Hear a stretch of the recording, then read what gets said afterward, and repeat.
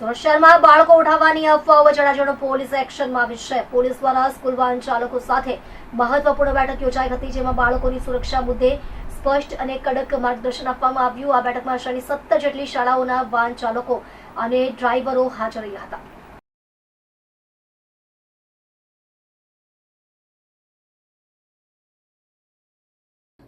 Police અધિકારીએ વાહન ચાલકને સમજાવ્યું કે બાળકોની સલામતી સર્વોચ્ચ પ્રાથમિકતા છે। સ્કૂલથી ઘર અને ઘરથી સ્કૂલ સુધીની દરેક સફર સુરક્ષિત રહે તે માટે નિયમોનું કડક પાલન કરવું જરૂરી છે। આ બેઠક દરમિયાન વાહનમાં જરૂરી દસ્તાવેજો, ડ્રાઈવરની ઓળખ, વાહનની ફિટનેસ, ઓવરલોડિંગ ટાળવા તેમજ અજાણ્યા વ્યક્તિઓને બાળકોની નજીક ન આવવા દેવા જેવા મુદ્દાઓ પર ચર્ચા કરવામાં આવી હતી। પોલીસે સ્પષ્ટ કર્યું કે કોઈ પણ બેદરકારી સહન કરવામાં આવશે નહીં। હાલમાં શહેરમાં બાળકો ઉઠાવવાની અફવાઓ ફેલાઈ રહી છે, જેને કારણે વાલીઓમાં ભયનો માહોલ છે। પોલીસે અપીલ કરી કે અફવાઓ પર વિશ્વાસ ન કરો અને કોઈ શંકાસ્પદ હલચલ દેખાય તો તરત જ પોલીસને જાણ કરો। સોશિયલ મીડિયા પર અપ્રમાણિત સંદેશા ફેલાવવાથી ગેરસમજ ઊભી થાય છે।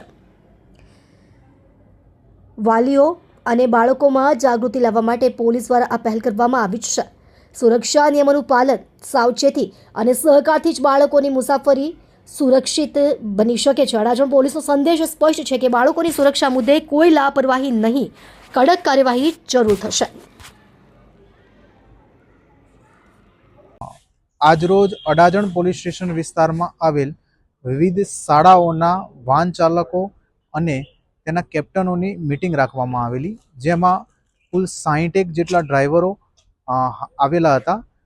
એ મિટિંગનો મુખ્ય ઉદ્દેશ એ હતો કે હાલમાં વિવિધ અફવાઓના કારણે બાળકોના વાલીઓ ને વિવિધ ગેરસમજ ઉદ્ભવે છે, જે ગેરસમજ ભવિષ્યમાં ના ઉદ્ભવે અને બાળકોના વાલીને તેમજ શાળાના શિક્ષકોને જ્યારે ડ્રાઈવરની અવેજીમાં અન્ય ડ્રાઈવર મૂકવામાં આવે ત્યારે જાણ કરવામાં આવે તથા દરેક ડ્રાઈવરની વિગત અને તમામ માહિતી પોલીસ સ્ટેશન ખાતે જમા કરવામાં આવે એ બાબતે મિટિંગનું આયોજન કરવામાં આવેલું હતું।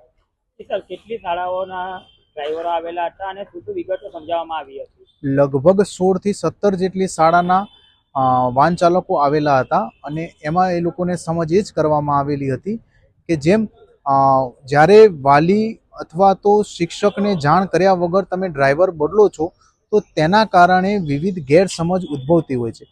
આ ગેરસમજ ના ઉદ્ભવે તે માટે જ્યારે પણ વાહનના ડ્રાઈવરને બદલવામાં આવે ત્યારે તેના વાલીને તેમજ સ્કૂલના શિક્ષકોને એની જાણ કરવામાં આવે। સાથે સાથે જ્યારે વાલી અને શિક્ષકને જાણ ના હોય અને બાળકોને સોસાયટીના કમ્પાઉન્ડમાં મૂકવામાં આવે છે તો એ પણ વાલીને હાથોહાથ અથવા તો કોઈ પરિચિતના હસ્તક મૂકવામાં આવે એ બાબતે જાણ કરવામાં આવે છે।